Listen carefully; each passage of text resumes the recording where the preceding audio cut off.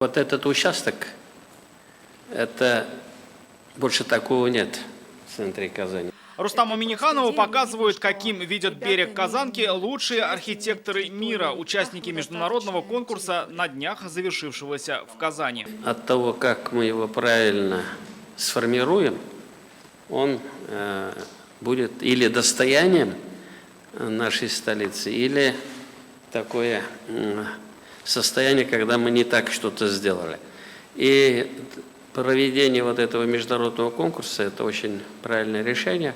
Свои работы представили 50 архитектурных бюро из 19 стран. Это 188 проектов. Перед ними стояло сразу несколько важных задач. Мы просили каким-то образом идентичность нашей культуры отразить в проекте. Кроме того, нужно было вписать концепцию в будущий парк горизонтов Мишеля Пина и непрерывную набережную Эдуарда Моро с 12 парковыми зонами. Обустроить место в гармонии с природой. Потому что взаимодействие с природой и приоритет жизни такой гармоничной, экологичной, он сейчас существует во всем мире.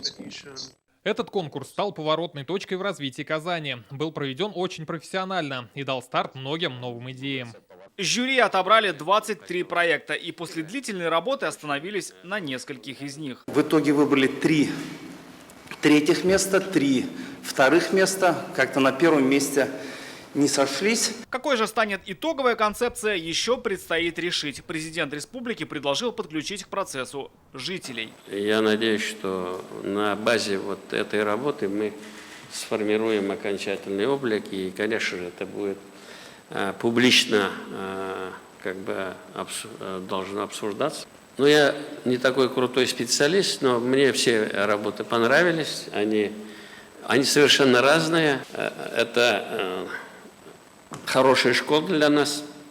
Я думаю, и наша архитектурная казанская школа, и мы, как руководители, очень много будем подпитываться от этих проектов. Уникальный архитектурный ансамбль планируется создать на 9 гектарах между улицей Сибгата Хакима, гостиницей «Ривьера», акваторией Казанки и будущим парком. Рамиль Шайдуллин, Марат Хусаинов, ТНВ, Казань. Закажи рекламу на ТНВ. Телефон в Казани 5 705 100.